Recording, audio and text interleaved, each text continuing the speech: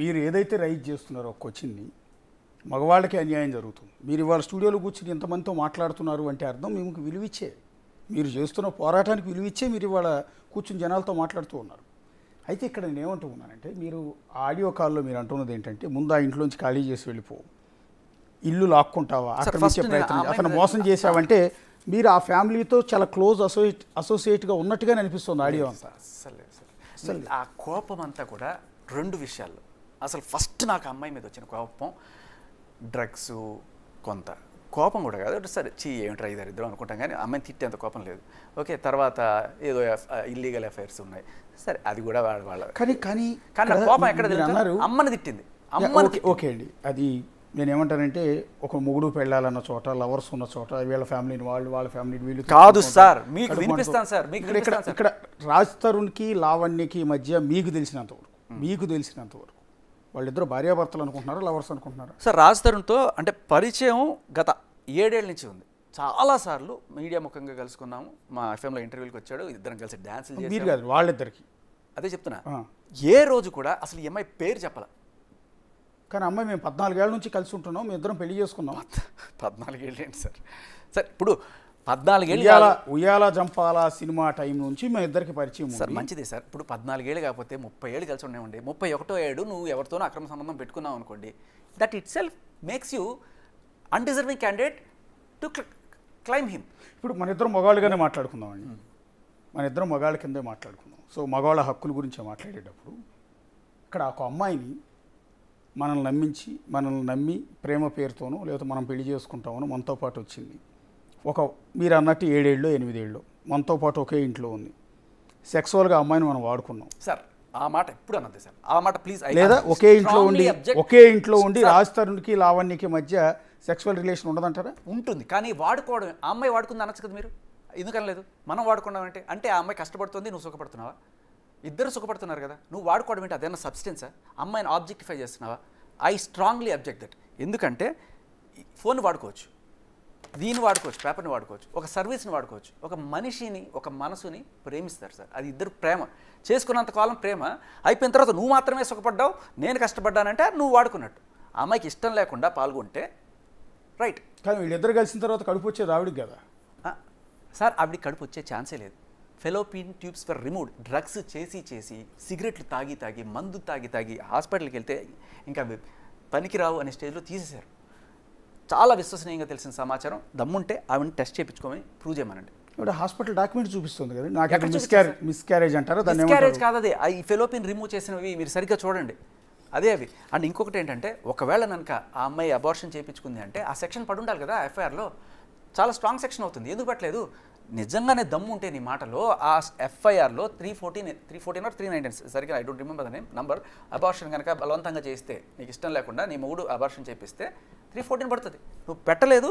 ఇవన్నీ కూడా మీడియాకి వచ్చి ఉత్తుత్తి మాటలు అనమాట. అంటే ఎందుకు ఆవిడకి ఏం ఆశించింది అనుకుంటున్నారు? పోనీ డబ్బుల కోసం డబ్బులు అడిగింది ఆవిడ, ఆయన ఏమన్నా? ఎలా అడుగుతారు సార్? లాస్ట్ ఇప్పుడు ఇంత ఇచ్చేయి అని అడగడం వేరు, బాగా పెట్టి అమ్మా నీకు వద్దు, నీకు ఎంత కావాలో చెప్పు అనే స్టేజ్కి తీసుకురావడం అనమాట. అంటే నాకు మీరు చెప్పిన ఆ ఫ్లాట్ ఏదైతే ఉందో నార్సింగిలో ఆవిడ ఉండే ఫ్లాట్ని రాజ్ తరుణ్ నువ్వే ఉంచేసుకో అని చెప్పాడంట. చెప్పినా అది కొన్ని కోట్ల రూపాయల వాల్యూ ఉంటుంది సార్. అంట కాదు, ఏదన్నా అంటే బట్ట కాల్చి మొహం మీద వేయడం అంటారు దీన్ని. చెప్పిన రికార్డు మెసేజ్ ఉంటే పర్లేదు, ఎవడో నాకు మెసేజ్ పంపించాడని చెప్పి చూపించాడు. డైరెక్ట్లీ రాజ్ తరుణ్ వాయిస్ ఉంటే అది ప్రథమ శ్రేణి ఎవిడెన్స్. లేదు ఏదో ఎస్ఎంఎస్లు వాట్సాప్లో అంటే కనీసం ద్వితీయ శ్రేణి ఎవిడెన్స్. ఇప్పుడు మనం చెకింగ్ పంపిస్తాం, వాట్సాప్ అది ఫేక్ వాట్సాప్ ఒరిజినల్ వాట్సాప్ అని చెప్పి నేను బోల్డ్ అనే మెసేజెస్ వచ్చాయి. దట్ ఫేక్ వాట్సాప్ అని ఒక యాప్ ఉంది సార్, మీకు ప్లే స్టోర్లో దొరుకుతుంది. ఎట్లాంటి చాట్స్ అయినా క్రియేట్ చేయొచ్చు, ఏమైనా పెట్టచ్చు దాంట్లో. అవన్నీ పెట్టి చూపించేసి మనం నమ్మించవచ్చు, బట్ నిజం కూడా కావచ్చు. అయితే రాజ్ తరుణ్ ప్రపోజల్ పెట్టినప్పటికీ నువ్వు కావాలంటే ఆ ఫ్లాట్ ఉంచుకో అన్నా, నాకు అన్ని కోట్లు విలువ చేసే ఫ్లాట్ వద్దు, డబ్బులు వద్దు, నువ్వే కావాలంటుంది ఆవిడ ఇప్పటికీ. నాకు రాజ్ తరుణే కావాలి, రాజ్ తరుణ్తో జీవితం కావాలంటుంది. అదే సార్, ఇది ఏ మీడియా అయినా ఏ న్యాయస్థానమైనా ఆవిడికి ఇప్పించగలదా మీరు చెప్పండి? అంటే ఒక మనిషికి ఇష్టం లేకుండా బలవంతంగా పోయి ఆ అమ్మాయితో సంసారం చెయ్యి అని చెప్పి ఏ న్యాయస్థానం చెప్పదు అనే విషయం ప్రతి లాయర్కి తెలుసు, ఆ శంకర్ గారికి తెలుసు, మీకు తెలుసు, నాకు తెలుసు. ప్రపంచంలో ఎస్పెషల్లీ మన భారత న్యాయ చట్టం ప్రకారం అమ్మాయికి ఇష్టం లేకపోయినా అబ్బాయికి ఇష్టం లేకపోయినా they can go, don't need to do సంసారం. But that can be a ground to కానీ ఈ సిచ్యువేషన్లో సార్ లెట్ మీ కంప్లీట్ ఇది ఒకటే. అబ్బాయికి ఇష్టం లేకపోయినా అమ్మాయికి ఇష్టం లేకపోయినా నేను వద్దు అని ఒకటి విడిపోయినప్పుడు ఈ అమ్మాయి నా బలవంతంగా కావాల్సిందే అంటే కాంపెన్సేషన్ అడగచ్చు తప్ప, డైవర్స్ అడగచ్చు తప్ప, నువ్వు బలవంతంగా నాతో ఉండు అంటే ఏ కోర్టు కూడా అయ్యా ఎళ్ళు నీకు ఇష్టం లేకపోయినా ఎళ్ళు కాపురం చేయని ఎవ్వరు చెప్పరు. గుర్రాన్ని చెరువు దగ్గర తీసుకెళ్ళగలగాలి, నీళ్లు తాగించలేవు అంతే. కానీ నిన్నటిదాకా అమ్మాయితో ఒకే ఇంట్లో ఉండి సరే మ్యూచువల్గా ఇద్దరు ఒకరికొకరు సుఖపడ్డారా అనేది పక్కన పెడదాం. ఒక అమ్మాయితో అన్నీ నమ్మి పెళ్లి కూడా చేసుకోకుండా నీతో పాటు ఉండి నీ లవర్గా బయట సొసైటీలో పాపులర్ అయిపోయి పెళ్లి కూడా చేసుకోకుండా ఇంత చేసిన ఇన్నేళ్ల తర్వాత ఇంకొక అమ్మాయి నీకు నచ్చి ఈ అమ్మాయి మీద మోజుదీరి వెళ్ళిపోయినట్టు అవుతుంది కదా. అది చాలా ఈ అమ్మాయిని వద్దంటే తీరిపోయే question sir, I like it. But ఇక్కడ మీరు గమనిస్తే ఈ అబ్బాయి ఈ అమ్మాయితో వెళ్ళింది ఎప్పుడు అంటే అనుకున్నాం కనీసం వీళ్ళ సినిమా స్టార్ట్ అయింది ఒక 6 నెలల క్రితం, ఓకే. బట్ ఈ అమ్మాయి మస్తాన్ సాయి అనే అబ్బాయితోటి ఇప్పుడు ఈ అబ్బాయి ఈ అమ్మాయితో ఉన్నాడు అని చెప్పడానికి డైరెక్ట్గా అబ్బాయినా చెప్పాలి ఆ అమ్మాయినా చెప్పాలి. వీళ్ళ మధ్య వాట్సాప్ చాట్లన్నీ తీసుకొచ్చేసి పబ్లిక్ చేసేసి ఇప్పుడు ఇద్దరు లవ్లో కొన్నాళ్ళు ఉన్నప్పుడు సీయింగ్ ఇచ్చిదారు అంటారు. అంటే ఏంటంటే అదొక ఎల్లో లైట్ లాగా, red light yellow light green లైట్కి మధ్యలో ఎల్లో లైట్ లాగా చూద్దాం వర్కౌట్ అయితే మనం పెళ్లి చేసుకుందాం లేకపోతే వద్దు అనే ఒక రకమైన సందిగ్ధ ఇది ఉంటుంది. అది ఈఎంఐ కూడా రాసింది. ఈ మస్తాన్ సాయి అనే వాడితోటి నేను ఫస్ట్ పరిచయం అయింది. ఒక 1 నెల రోజులు అతను ప్రేమిస్తూ అన్నాడు, నేను ఒప్పుకోలేదు. బట్ ఇంకొక నెల నేను ఆలోచించాను, ఆ తర్వాత ఒప్పుకున్నాం. ఇంకో నెల కలిసి తిరిగాము. ఆ తిరిగినప్పుడు ఏదో లవ్వులు ముద్దులు కిసులు అవన్నీ ఉంటాయి. బట్ తర్వాత ఒప్పుకున్నాం అతనితోటి. అంటే క్లియర్ కట్ ఇంటికి తీసుకెళ్ళడము, లాడ్జ్లోకి వెళ్ళడము ఇలాంటివన్నీ జరిగినాయి. ఇది ఎప్పుడు సార్? 2021 మస్తాన్ పరిచయం. ఇది ఎప్పుడు సార్? 2024 2023 ఎండింగ్లో. సో ఎవరు ఫస్ట్ స్టార్ట్ చేశారు?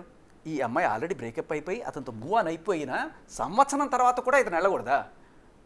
అంటే నేను ఎవరితో అయినా తిరుగుతానో, నువ్వు మాత్రం కుక్కలాగా నా దగ్గర పడి ఉండాలి. ఇది అంటే మీరు అన్నది ఎవరికి చాలామంది జనానికి కనెక్ట్ కావట్లేదు సార్. ఎట్లా అంటే ఆవిడ కూడా అదే చెప్పింది. మొన్న రాజస్థాన్ కూడా పోలీస్ స్టేషన్కి వచ్చినప్పుడు అదే మాట అన్నాడు. మస్తాన్ సాయి అనే వ్యక్తితో ఈమెకి ఎఫ్ఐఆర్ ఉంది, అతను పెళ్లి చేసుకోమని బ్లాక్మెయిల్ చేసి ఎఫ్ఐఆర్ కూడా ఉంది. అయితే ఆ తర్వాత మేము మస్తాన్ సాయి అనే వ్యక్తిని సంప్రదించడానికి ట్రై చేసాం. అతను మాట్లాడడానికి ఎక్కడ ముందుకు రావట్లేదు. నేను నష్టపోయానని చెప్పట్లా, ఏదో ఒక ఛానల్తో ఫోన్లో మాట్లాడాడు. అక్కడ ఎక్కడ కూడా ఏం లేదని మా ఇద్దరి మధ్య చిన్న క్లాష్ వచ్చింది, విడిపోయాం, మేమంతా బాగానే ఉన్నామని చెప్తున్నాడు. మీరు ఆరోపిస్తున్నట్టుగా నేను మోసపోయానని కానీ లావణ్య నన్ను మోసం చేసిందని కానీ అతను చెప్పడు సార్. ఎందుకు చెప్తాడు? మీకు చాలా క్లియర్గా చెప్తాడు ఎందుకు చెప్పడు. ఆ అమ్మాయి ఏం చెప్తే కాలు ఎత్తు అంటే కాలు ఎత్తాలి, మూసుకొని కూర్చోాలి, కుక్కలాగా గెంతు అంటే గెంతాలి. అది మస్తాన్ సాయి. ఎందుకు అంటే మస్తాన్ సాయి ఈ అమ్మాయి కొన్నాళ్ళు రిలేషన్లో ఉన్నప్పుడు మీకు చదివి వినిపించిన ఈ అమ్మాయి స్వహస్తాలతో, నేను కాదమ్మా లావణ్య రాసింది, స్వహస్తాలతో చెప్తున్నాను. నా పేరు మన్నెపల్లి లావణ్య, నేను సోన్సో అడ్రస్లో ఉంటాను. నాకు చింటూ అనే వ్యక్తి ద్వారా మస్తాన్ పరిచయము. చింటూ అంటే ఈ డ్రగ్ పెడ్లర్ A1, ఎప్పుడు వాళ్ళది బ్యాచ్ అంతా వాళ్ళది. సో పరిచయము నాకు మస్తాన్ 2022 సెప్టెంబర్ నుండి ముఖ పరిచయం ఉంది. 2021లో పరిచయము, ముఖ పరిచయం అంటే క్లోజ్ అని ఆవిడ ఉద్దేశము. దాదాపు 1 నెల రోజులు నా వెంట పడి ప్రేమిస్తున్నాను అని చెప్పాడు. కానీ నేను మొదట పట్టించుకోలేదు. 2 నెలల తర్వాత ప్రేమను ఒప్పుకున్నాను. అంటే మధ్యలో 1 నెల ఏమైంది? 1 నెల తర్వాత 1 నెల ప్రేమించాడని చెప్పాడు, ఒప్పుకోలేదు. 2 నెలల తర్వాత ఒప్పుకున్నాను. సో మధ్యలో 1 నెల సీయింగ్ ఇచ్చేదారు, ఎల్లో లైట్ అనమాట. ఓకే. కానీ మొదట పట్టించుకోవాలి, 2 నెలల తర్వాత ఒప్పుకున్నాను. క్రమంగా అతను మా ఇంటికి వచ్చేవాడు, నేను హైదరాబాద్లో అతని ఇంటికి వెళ్ళేదాన్ని. అయితే ఈ వచ్చాడు అనే దానికి సాక్ష్యం కూడా మనం రాజస్థాన్ చెప్పాడు. ఇట్లా వచ్చి రోజు ఈ డ్రగ్ బ్యాచ్ చింటూ మస్తాను వీళ్ళందరూ వచ్చి రింబోలా ఆడేవాళ్ళు, మాకు తలనొప్పి పగిలిపోయింది, నాకు ఎందుకు ఈ బ్యాచ్ నరకం అని చెప్పి అప్పటి నుంచే బాధపడుతుంటాడు. సో రాజస్థాన్ క్లియర్లీ సైడ్ అప్పటికే బ్రేకప్ అయిపోయింది నాకు, అందుకనేసి తెచ్చుకుంటుంది క్లియర్గా. ఎందుకంటే బ్రేకప్ అయిపోయినా కూడా ఈవిడ బాధ భరించలేక సరే నువ్వు కింద ఉండు నేను పైన ఉంటా అని చెప్పి రాజస్థాన్ పైన ఉంటున్నాడు. ఆ కింద ఆవిడ చేసే మామూలు అరాచకం కాదనమాట. అంటే ఒక సైకోటిక్ బిహేవియర్ ఎలా ఉంటుందంటే సార్, మీ ముందే అంటే నువ్వు నా లవర్ అనుకుంటున్నావు కదా, నీ ముందే నేను వేరే వాడితో కులుకుతాను, చూస్తున్నావు కదా కులుకుతున్నాను కదా, ఇదిగో నేను చేసే తప్పా చెప్పండి, లేదు తప్పు కాదు అనాలి. ఒకవేళ తప్పు అన్నావు అనుకో, ఇంట్లో అద్దాలు పగిలిపోతాయి, టీవీ పగిలిపోతుంది, ఫ్రిడ్జ్లో అన్నీ మొత్తం పగలు కొట్టేస్తాయి. వెంటనే నమస్తే తెలంగాణ, డైల్ 100కి స్వాగతం, ఫోన్ వెళ్ళిపోద్ది. తర్వాత పోలీసులు వాళ్ళకి సార్ ఇక్కడ అని వచ్చేస్తుంది, పోలీసులు వాళ్ళు వచ్చేస్తారు. తర్వాత వీళ్ళందరూ అయ్యా ఏం లేదు అలాంటి అదరకాండం. దీనికి నేను మాట్లాడే ప్రతి మాటకి నా దగ్గర సాక్షి ప్రూఫ్ ఉంది. మీరు అడగండి లావణ్య గారు, నేను మళ్ళీ ప్రూఫ్తో వస్తాను. మీరు అడిగిన ప్రతిసారి నేను ప్రూఫ్తోనే వస్తున్నాను. సో ఇక్కడ కంటిన్యూ చేస్తాను. క్రమంగా నాకు తెలిసిన విషయం ఏమనగా అతను ఇంకా వేరే అమ్మాయిలతో సెక్స్ వీడియో కాల్స్ మాట్లాడుతూ దాన్ని రికార్డ్ చేసేవాడు. ఇది కూడా అండర్లైన్ చేసుకోండి, ఇది గుర్తుపెట్టుకో, మళ్ళీ మాట్లాడదాం. Sex video calls Mastan Sai అని ఆరోపణ సార్, బట్ట కాల్చి మొహం మీద ఏడివే లిటరల్లీ. ఇది పోలీస్ స్టేషన్లో ఇచ్చిన కంప్లైంట్. తర్వాత ఏమీ లేదు, ఈవిడే చెప్పింది కదా. దీంతో నాకు అనుమానం కలిగి మస్తాన్ని దూరం పెట్టాను. కానీ అతను నన్ను క్షమించమని వేడుకొని నీతో ఉంటే అన్నీ మానేస్తాను అని చెప్పి ఒప్పించాడు. అంత దారుణమైన వాడని తెలిసి కూడా ఆవిడ she still move on with Mastan Sai. ఇది జరిగిన నెల రోజుల తర్వాత మస్తాన్ రావు అప్పటికే పెళ్లి జరిగింది అనే విషయం నాకు తెలిసింది.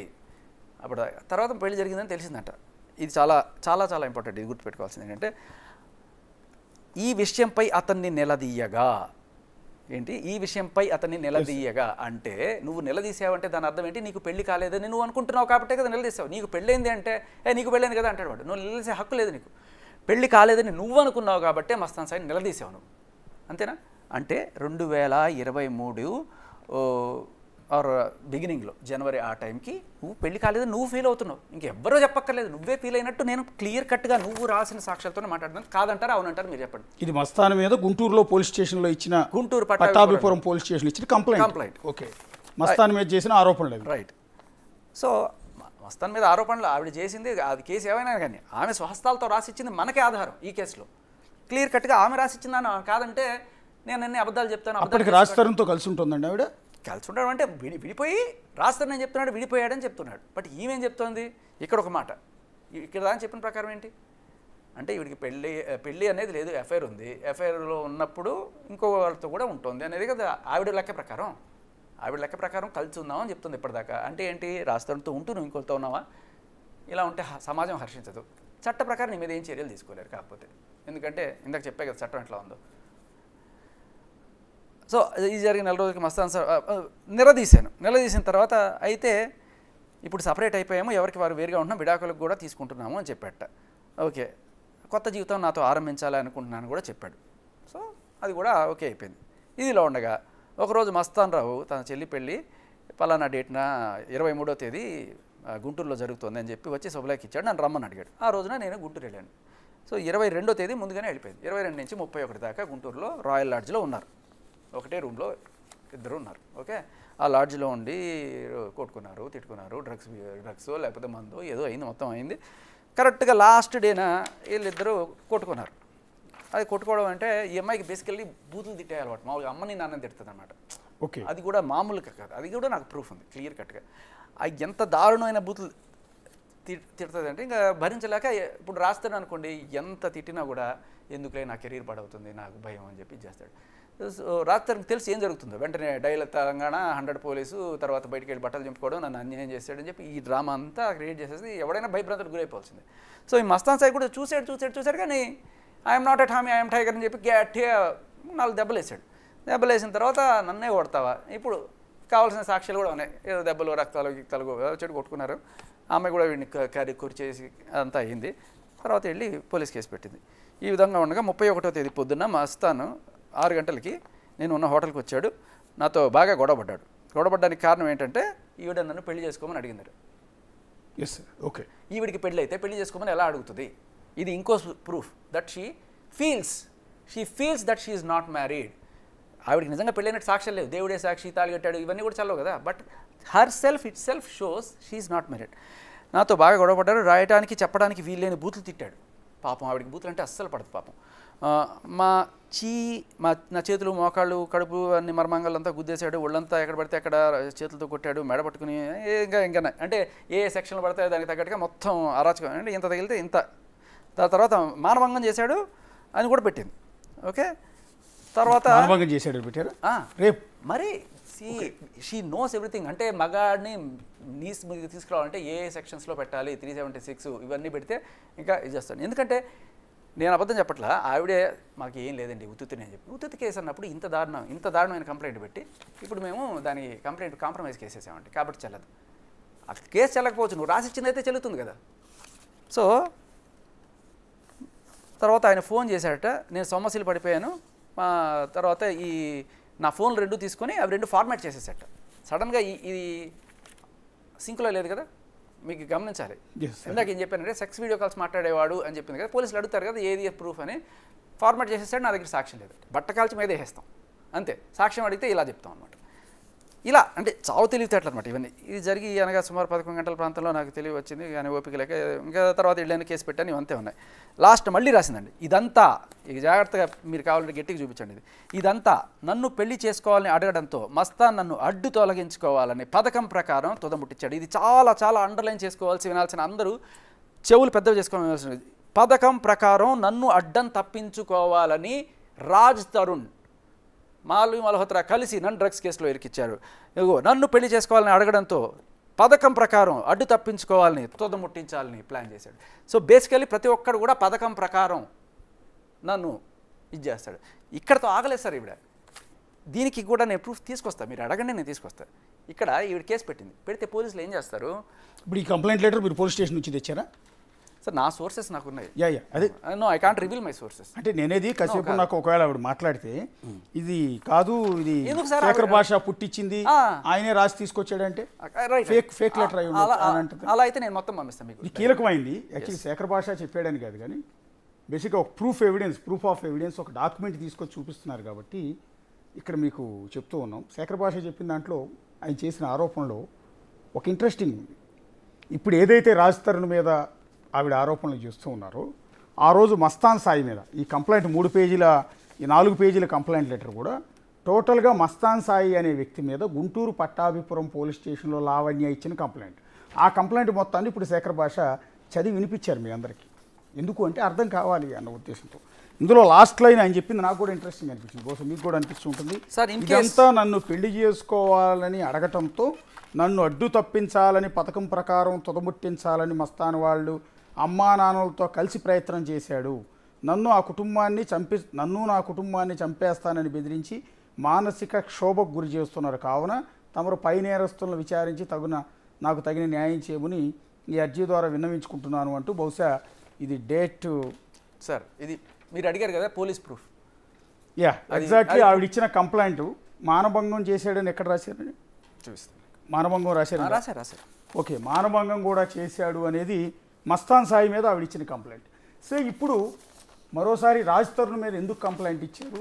ఈ విధంగా మగాళ్ళందరినీ మోసం చేసుకుంటూ పోతే, మగాళ్ళందరినీ ఆడవాళ్ళు ఇట్లా మోసం చేసుకుంటూ పోతుంటే వాళ్ళు పోయి పోలీస్ స్టేషన్లో కంప్లైంట్ ఇస్తే కేసు నమోదు చేస్తారు. మీడియా వాళ్ళు ఆటోమేటిక్గా మేము సెన్సేషన్ బ్రేకింగ్ కోసం తీసుకుంటాం ఆటోమేటిక్గా ఆయన చెప్పినట్టుగానే.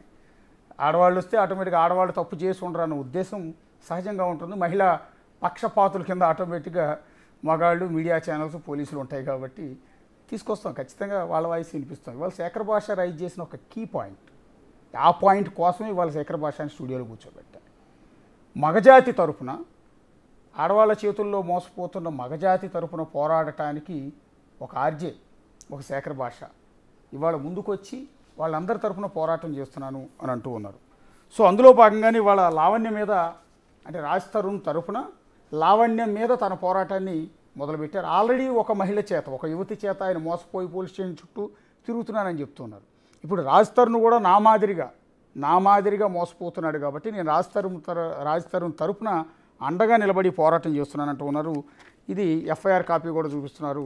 ఇది గుంటూరు పట్టాభిపురం పోలీస్ స్టేషన్లో లావణ్య మస్తాన్ సాయి అనే వ్యక్తి మీద ఇచ్చిన కంప్లైంట్. ఆ తర్వాత ఏమైంది, అతను కాంప్రమైజ్ అయిపోయాడా, వెనక తగ్గాడా అన్నది మనకైతే తెలియదు. సో రాస్తారు అక్కడ మీకు ఇంకా పాయింట్ గమనించాల్సింది ఏంటంటే, కాంప్రమైజ్ కాలేదు కాబట్టి ఇప్పుడు నేను నీ కేసులు తీపిచ్చాలంటే నేను చెప్పినట్టు నువ్వు మాట్లాడాలి ఇక్కడ అంటే, ఆ రోజు ఆయన టీవీ ఛానల్కి వచ్చి అయ్యో మన ఇద్దరికి సంబంధం ఏంటి, ఏమి లేదు కదా, అసలు నాకు తను ఇంట్రడ్యూస్. ఇప్పుడు ఒకవేళ మనం ఫోన్లో ట్రై చేసినా సేమ్ అదే చెప్తాడేమో. చెప్తాడా? ఫోన్లో ట్రై చేస్తే అదే చెప్తాడు సార్. ఎందుకంటే ఆ అమ్మాయి బెడద వదిలితే, ఒక్కసారి కనుక ఆ అమ్మాయి నిజంగానే జైలుకి పంపించగలిగితే అప్పుడు బయటకు వచ్చి ఖచ్చితంగా ధైర్యంగా మాట్లాడతాడు. లేదు ఆయన కేసులన్నీ కొట్టి ఇది తప్పుడు కేసులన్నీ అర్థం అవుతుంది. పోలీస్ స్టేషన్కి వెళ్ళి ఈ కేసు పెడితే పోలీసులు ఏమన్నారు, అమ్మా మీరు 10 రోజులు సంసారం చేసి 11వ రోజున వచ్చి ఇలా ఆయన రేప్ చేశాడని చెప్పి ఎట్లా అంటారు? 10 రోజులు ఇద్దరు కలిసి హోటల్లో ఉన్నారు, అందులోనూ మీరు ఇద్దరు కలిసి ప్రేమించుకున్నామంటున్నారు, తిరిగా ఉంటున్నారు, అంతా చేసి దాన్ని రేప్ అని ఎట్లా అంటారు అంటే, నాకు ఇష్టం లేదు కాబట్టి రేప్. అది కూడా చట్టమే. మళ్ళీ మిమ్మల్ని అడుగుతున్నానండి, మళ్ళీ గుచ్చి ఒకే ప్రశ్న అడుగుతూ ఉన్నా. ఇప్పటివరకు 4 సార్లు అడిగాను నేను. ఇంత చేస్తున్నారు, సో డాక్యుమెంట్లు కలెక్ట్ చేస్తున్నారు, సరే మీరు అన్నట్టుగా ఆవిడ తరఫున డ్రగ్ మాఫియా వాళ్ళు బెదిరిస్తుంటే అది కూడా భరిస్తున్నారు, సరే రేపు మాపం మీ మీద కేసు కూడా పెట్టచ్చు, శేఖర్ భాష నన్ను తిట్టాడని మీ మీద కూడా కేసు పెట్టచ్చు ఆటోమేటిక్. సార్ సో అలాంటి మహిళా సంఘాలను తీసుకొచ్చి మీ ఇంటి ముందు ధర్నా చేయించవచ్చు. సో ఇవన్నీ ఎందుకు ఫేస్ చేస్తున్నారు? రాజ్ తరుణ్ మీద అభిమానంతోనేనా? సార్ రాజ్ తరుణే కాదు సార్, ఈ రాజ్ తరుణ్ కాక ముందు ఒరిస్సాలో ఒక అబ్బాయి, తర్వాత కాకినాడలో ఒక అబ్బాయి, తర్వాత ఏకంగా ఒక ఎస్పీ కూడా దీంట్లో ఒక బాధితుడు అనమాట. ఇలాంటి ఇంకా కొంతమంది బయటికి చెప్పుకోలేని కొంతమంది, వీళ్ళందరికీ కూడా నేను సహకారం అందిస్తున్నాను. వీళ్ళకి సంబంధించిన కూడా పోరాడుతూ కొంతమంది మీడియా ముందుకు రావడానికి ఇష్టపడరు. బట్ నా పోరాటం జరుగుతుంది. ఓన్లీ రాజ్ తరుణ్ అభిమానమో లేకపోతే ఇంకో ఈ రాజ్ తరుణ్ కాకుండా ఎవరైనా సరే తప్పు కాదు అని నేను నమ్మితే. చాలామంది నాకు కూడా కాల్ చేస్తుంటారు, నిజానికి నా నంబర్ కూడా సేవ్ అయ్యింది. వాళ్ళు ప్రతిరోజు కాల్ చేస్తుంటాను, నేను ఒక అమ్మాయి చేతిలో మోసపోయాను, మీరు అమ్మాయిని తీసుకెళ్ళి స్టూడియోలో కూర్చోబెట్టి మాట్లాడేస్తారు, మగవాళ్ళని మమ్మల్ని ఎందుకు తీసుకెళ్ళి కూర్చోబెట్టరు, మమ్మల్ని మోసం చేసిందని ఎందుకు చెప్పు అంటే నేను క్లియర్గా చెప్పింది ఏంటంటే చేయలేమని చెప్పాను. చేయలేమన్నాను నేను. సరే నిన్ను కూర్చోబెట్టి నిన్ను ఒక అమ్మాయి మోసం చేసిందని నువ్వు వచ్చి స్టూడియోలో కూర్చుంటానంటే నీ బాధ వినిపించలేమన్నా. ఎందుకంటే సొసైటీ అలా ఉంది కాబట్టి ఆడవాళ్ళని సెన్సిటివ్గా అది మార్చడానికే గౌరవించాలన్న ఉద్దేశం. సార్ తప్పకుండా గౌరవించాలి. నేను దాంట్లో ఎటువంటి ఇది లేదు. అమ్మని గౌరవించాలి, అందరినీ గౌరవించాలి. కానీ ఈ అమ్మాయికి అమ్మన్నా గౌరవం లేదు, మనిషి అన్నా గౌరవం లేదు, రిలేషన్ అంటే గౌరవం లేదు. డ్రగ్స్ అమ్మిన ఒక అమ్మాయిని కూడా మనం ఇంత గౌరవించడం అనేది మన సంస్కారానికి తార్కాణం, నిదర్శనం, పీక్స్ అనమాట. ఇది డ్రగ్స్ అమ్మిన కేసులోనే ఆవిడ అరెస్ట్ అయింది. మరి ఒక్కసారి కాదు, 2 సార్లు. డ్రగ్ కన్జ్యూమర్ వేరు, అమ్మటం వేరు. డ్రగ్ పెడ్లర్ వేరు, వెరీ గుడ్ కన్జ్యూమర్ వేరు. I love that. మీరు అడిగిన క్వశ్చన్. ఫస్ట్ కేసులో వరలక్ష్మి కేసులో A1, A2, A3లు పెడ్లర్స్, మిగతా 8 మందో 9 మందో వాళ్ళందరూ కూడా కన్జ్యూమర్స్గా బుక్ చేశారు. అందులో అమ్మగారు ఒక కన్జ్యూమర్గా తీసుకున్నారు. బట్ ఇంకొకళ్ళు మస్తాన్ సాయి కూడా ఉన్నాడు దాంట్లోనే. అండ్ అలాగే ఈ రెండో కేసులో కూడా ఆ ముద్దాయి A3గా ఉన్నాడు దాంట్లో. ఇప్పుడు ఆ కేసు అయిపోయింది, కానీ పోలీసు వదులుతారా, వీళ్ళు ఎక్కడెక్కడ యాక్టివిటీస్ చేస్తున్నారు, వీళ్ళు ఇంకా అమ్ముతున్నారు లేదా ఒక ట్రాకింగ్ ఉంటుంది. మళ్ళీ రెండోసారి నార్సింగ్ దగ్గర ఎక్కడో ఆవిడ డైరెక్ట్గా రైట్ హ్యాండెడ్గా దొరికిపోయింది. డ్రగ్స్ పెడ్లర్గా. అదే కదా నేను పెడ్లర్, నువ్వు లేకపోతే జైలుకి పంపించారు అంత ఈజీగా. 45 రోజులు చెంచలు కూడా జైల్లో పెట్టారు సార్, అంత ఈజీగా పెడతారా? పెడలర్ కాదు. ఇందాక నుంచి వరలక్ష్మి అంటున్నారు. వరలక్ష్మి టిఫిన్స్ వాళ్ళ హోటల్లో డ్రగ్స్ దొరికాయి, వరలక్ష్మి టిఫిన్స్ యజమాని కూడా అరెస్ట్ చేశారు. ఆ కేసులో ఈవిడ కన్జ్యూమర్, ఇంకో కేసులో పెడ్లర్. ఆ కేసులో ఈవిడ పేరు బయటికి రాలి అప్పుడు. ఎందుకు అంటే ఆ ప్రధానంగా ఆయన ప్రభాకర్ రెడ్డి, అనురాధ అండ్ ఈ ఉన్నిత్ రెడ్డి, ఈ ముగ్గురు పేర్లు బయటకు వచ్చారు. అంటే A1, A2, A3 మాత్రం వచ్చారు. వీళ్ళందరూ కూడా ఆ చిన్న ఏదో కన్జ్యూమర్ కదా అని పెద్ద ఇలా పేర్లు. ఇప్పుడు మీరు ఇందాక ఒక చింటూ అనే పేరు చదివారు, అతను కూడా డ్రగ్ పెడ్లర్. అతనే ఉన్నిత్ రెడ్డి, అతను A3 వరలక్ష్మి కేసులో. నవనీత్ రెడ్డి, ఉన్నిత్ రెడ్డి అంటే అదే చింటూ అలియాస్ చింటూ వరలక్ష్మి టిఫిన్స్ యజమాని కాదు, వన్ ఆఫ్ దేర్ ఫ్రెండ్. అంటే ఈ ముఠా వాళ్ళకి వరలక్ష్మి టిఫిన్స్ యజమానికి వీడికి సంబంధం ఏంటండి? అవన్నీ కూడా వాళ్ళు ఒక పబ్బుల్లో కలుసుకోవడము, వాళ్ళ రిలేషన్స్ అవన్నీ అవి పెద్ద ఇది ఉంటుంది. దాని స్టోరీ చాలా పెద్దది. అదంతా ఒక గంట అవుతుంది మీకు చెప్తే. ఇప్పుడు ఒక్క పని చేయొచ్చా, మీరు ఒప్పుకుంటే లావణ్యతో ఒక 5 నిమిషాలు మాట్లాడచ్చా? ప్లీజ్ మాట్లాడచ్చు. మాట్లాడండి. అంటే మిమ్మల్ని ఇక్కడ కూర్చోబెట్టి మిమ్మల్ని తిట్టించడానికి కాదు మేము చేసేది. అసలు ఏంటి క్లారిటీ, ఒక క్లాష్ అనేది ఈ వాయిస్ వినిపించాం, ఆవిడది కూడా వినిపించాలి. ఒక్కసారి లావణ్య మాట్లాడతారేమో ప్రత్యక్షంగా శేఖర్ భాష గారితో అనేది, అంటే వీళ్ళిద్దరి మధ్య గొడవ పెట్టే ఉద్దేశం కాదు మనది. ఏంటి అసలు క్లారిటీ ఇప్పించాలి కదా. ఇంత పెద్ద రాద్ధాంతం జరుగుతుంది. ఒక మహిళ మీద ఆయన ఆరోపణలు చేస్తున్నారు, సరే ఆయన మీద ఆవిడ ఆరోపణలు చేస్తున్నారు. నేను చేసిన ఆరోపణకి దానికి సంబంధించి లావణ్య ఒక్కసారి మా వాళ్ళు ట్రై చేస్తారు. ఒకవేళ మాట్లాడితే కనుక లావణ్యతో ట్రై చేస్తాం. అయితే ఇందాక నుంచి మా వాళ్ళు చెప్తూ ఉన్నారండి, కొంతమంది మహిళా సంఘాలు, బహుశా మీ ఫ్యాన్స్ కూడా, వాళ్ళు ఏదో మాట్లాడుతూ మరి. ప్లీజ్ మాట్లాడమనండి. మాట్లాడచ్చా? ప్లీజ్, ఎవరైనా మాట్లాడు. సినిమా నటి కరాటే కళ్యాణి గారు మాట్లాడతానంటున్నారు. ప్లీజ్ మాట్లాడమని. తర్వాత మహిళా సంఘం నేత దేవి గారు మాట్లాడతానంటున్నారు. ఒక్కొక్కసారి మా వాళ్ళు ట్రై చేస్తూ ఉంటారు. ఒకసారి ట్రై చేయండి. లావణ్య మాట్లాడితే లావణ్య, కరాటే కళ్యాణి గారు, మహిళా సంఘం నేత దేవి, ఎవరు మాట్లాడితే వాళ్ళు ఒకసారి మాట్లాడిద్దాం. మాట్లాడిన తర్వాత వాళ్ళ అభిప్రాయం ఏంటి? ఓకే, ఆయన చేస్తున్న పోరాటానికి వాళ్ళు కూడా మద్దతు పలుకుతారా? ఎందుకంటే రెగ్యులర్గా ఇలాంటి మోసాలు, ఇలాంటి కంప్లైంట్లు చాలా ఎక్కువ వస్తూ ఉన్నాయి. ఇప్పుడు కొన్ని కేసులు చూస్తూ ఉంటాం. ఒక గొంతు కోసాడు, ఒక యాసిడ్ దాడి చేశాడు, తలబగలు కొట్టాడు. కానీ ఆ చేయటం వెనక మోటివ్ ఏంటి, కారణం ఏంటి అంటే ఆ అమ్మాయి మోసం చేయటం అనేది పదే ఈ మధ్యకాలంలో ఎక్కువగా వినిపిస్తుంది. సో వీళ్ళ ఆదిలోనే అలా మోసం చేయకుండా వాళ్ళని కంట్రోల్ చేయగలిగితే ఈ మగవాడు ఇంత కిల్లర్గా మారే అవకాశం లేదు కదా, దాడులు చేయడు కదా అనేది ఇవాళ శేఖర్ భాష రైజ్ చేస్తున్న ప్రశ్న. యాజ్ ఎ మీడియా పర్సన్గా మేము కూడా మా టీవీ ఛానల్లో నిజానికి ఒక మగాడు మా స్టూడియోకి వచ్చి నన్ను ఒక అమ్మాయి మోసం చేసిందని చెప్తే మేము కూడా ఎంకరేజ్ చేయం. ఎందుకంటే ఆటోమేటిక్గా మహిళా పక్షపాతుల మాదిరిగా లేకపోతే మహిళలను గౌరవించాలి, మన అందరినీ మహిళల్లో మన అమ్మని, మన చెల్లిని, మన అక్కని అందరినీ చూస్తూ ఉంటాం కాబట్టి ఆ ఉద్దేశంతో మహిళలకు ఎక్కువ ప్రయారిటీ ఇస్తాం, మహిళలు చెప్పే వాయిస్ వినిపిస్తాం. కానీ ఆటోమేటిక్గా మగవాళ్ళు చెప్పేదానికి మేము కూడా ప్రయారిటీ ఇవ్వం. నిజానికి అది మేము ఒప్పుకోవాలి, లైవ్లో మేము ఒప్పుకుంటున్నాం. సో ఇవాళ అలాంటి మగవాళ్ళ తరపున అమ్మాయిల చేత మోసపోయి ఇబ్బందులు పడుతున్న మగవాళ్ళ తరపున పోరాటం చేస్తున్నాను అని శేఖర్ భాష చెప్తున్నారు. అయితే వాళ్ళు మీరు ఇచ్చిన స్టేట్మెంట్ తర్వాత సాయంత్రం నుంచి చాలామంది బాధితులు మీ నంబర్ ఎక్కడ అని అడుగుతుంటారు. సార్ అయితే ఒక రాజ్ తరుణ్ తరపునే పోరాడతాడా, మా తరపున కూడా ఫైట్ చేయాలి కదా అని అడుగుతారు వాళ్ళు. సార్ నేను రాజ్ తరుణ్ కన్నా ముందే నేను 4-5 కేసులు అంటే నేను నాకు తోచిన హెల్ప్ నేను చేస్తున్నాను. సో నాకు తెలిసిన కాంటాక్ట్స్ తోటి బేసిక్గా ఏంటంటే ఒక అమ్మాయి జనరల్గా రోడ్ ఎక్కి ఇలా అరిచేవాళ్ళు మన కేసుల్లో చూస్తే 90% ఇవన్నీ కూడా ఎక్స్టార్షన్ కోసం జరుగుతున్నాయి. సో ఇలా చేసినప్పుడు మనం ఒక్క డౌట్ ఏంటంటే వీళ్ళకి ఆల్రెడీ ఇంకొన్ని కేసులు ఉన్నాయా లేదా అని చేస్తే వాళ్ళు నిజంగా జెన్యూనా కాదా అనేది మనకు తెలిసిపోతుంది. సో ఇంకొకటి ఏంటంటే నేను చేసిన ఇందాక ఒక కాల్లో చేసిన ప్రధాన ఆరోపణకి నేను సంజయ్ ఇచ్చుకోవాలి. ఆ అమ్మాయి అడిగింది, నువ్వు చూసావా అంటే నేను చూపిస్తాను, నేను రోడ్డు మీద ఉన్నాను, నేను నీకు పంపిస్తాను చూసుకోమని చెప్పాను. బట్ అది నేను తీసుకొచ్చాను, మీరు చదువుతారా నేను చదవమంటారు? చదవండి. ఓకే, ఇది A1 A2 A3 లిస్టు, ఆ date. Okay okay Vineeth Reddy A1 outstanding అని ఉంది. A2 Mannepalli Lavanya alias Anvitha Mannepalli Lavanya alias Anvitha daughter of వద్దులేండి. ఓకే ఇది అక్కర్లేదు.